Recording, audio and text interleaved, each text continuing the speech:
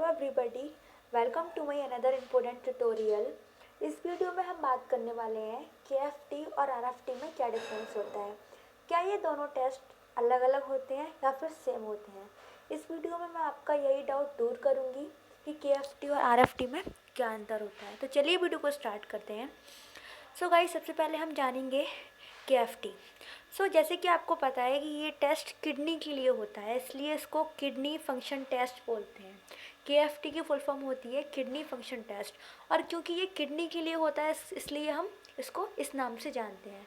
लेकिन जो आरएफटी होता है वो भी किडनी के लिए ही होता है, लेकिन हम उसको किडनी के नाम से नहीं जानते, क्योंकि जो पैरामेडिकल होता है, पैरामेडिकल में किडनी को हम रीनल भी बोलते हैं। ठीक है, जो नॉन पैरामेडिकल फील्ड से हैं उनको नहीं पता होगा, क्योंकि ये एक पैथोलॉजिकल वर्ड है। रीनल साइंस में यूज़ किया जाता है किडनी के लिए, इसलिए हम आरएफटी भी बोलते हैं, मीन्स रीनल फंक्शन टेस्ट। तो गाइस, आपको कंफ्यूज होने की ज़रूरत नहीं है, ये दोनों टेस्ट सेम होते हैं। इन दोनों टेस्ट के अंदर जो पैरामीटर्स आते हैं वो भी सेम ही होते हैं। पैरामीटर्स मीन्स जो टेस्ट होते हैं, जो पूरी प्रोफाइल्स होती हैं, ये आरएफटी और केएफटी होती हैं, पूरी प्रोफाइल्स होती है टेस्टों की। इनके अंदर कई सारे टेस्ट आते हैं और वो दोनों सेम ही होते हैं। तो आप जब भी आगे से टेस्ट कराएं तो आपको कन्फ्यूज़न होने की ज़रूरत नहीं है। उम्मीद है आपको समझ में आ गया होगा कि इन दोनों में क्या अंतर होता है। उसके बाद हम बात करेंगे, थोड़ा सा हम किडनी के बारे में जान लेते हैं कि इन जो है केएफटी और आरएफटी के अंदर कौन कौन से पैरामीटर्स होते हैं और टेस्ट आते हैं।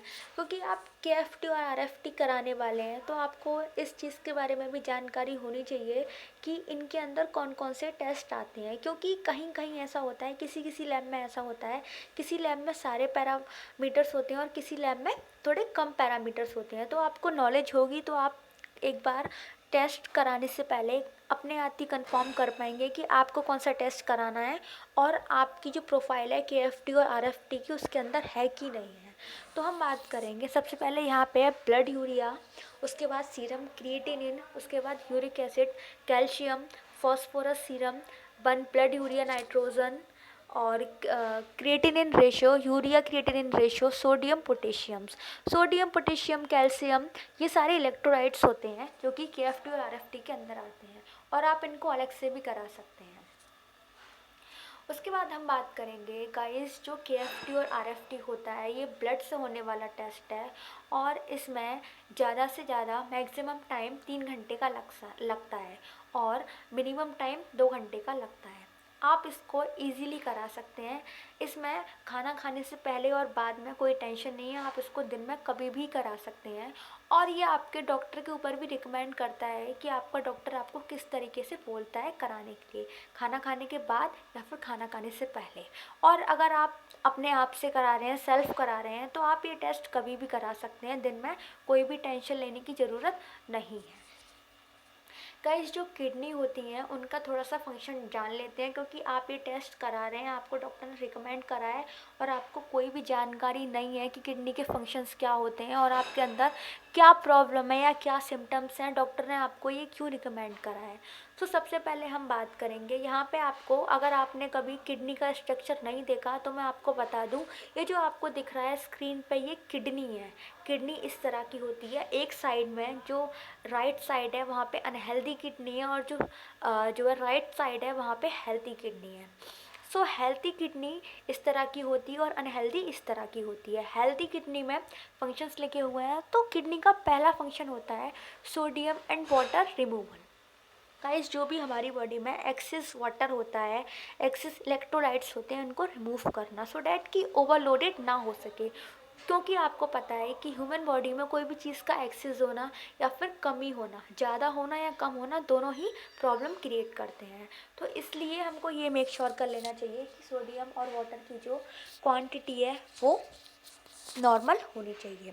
उसके बाद वेस्ट रिमूवल, वेस्ट रिमूवल जो वेस्ट होते हैं, जैसे कि हम बात कर चुके हैं वेस्टों की, आपको नहीं पता मैं आपको बता देती हूँ। जो वेस्ट होते हैं यूरिया, क्रिएटिनिन, यूरिक एसिड ये वगैरह, ये सारे वेस्ट प्रोडक्ट होते हैं हमारे ह्यूमंस के, जो है प्रोटीन और कार्बोहाइड्रेट वगैरह का ये वेस्ट प्रोडक्ट होता है। तो इनको रिमूव करना टाइम टाइम पे बहुत ज़रूरी होता है। अगर आप नहीं करेंगे तो ये प्रॉब्लम क्रिएट करने लगते हैं बॉडी में। उसके बाद हार्मोन्स प्रोडक्शंस, हार्मोन्स का जो प्रोडक्शन है किडनी उसको भी स्टेबल करके रखता है। हार्मोन्स का जो प्रोडक्शन है उसको प्रोड्यूस करवाने में हेल्प करती है और उनका जो लेवल है वो भी नॉर्मल रखने में हेल्प करती है।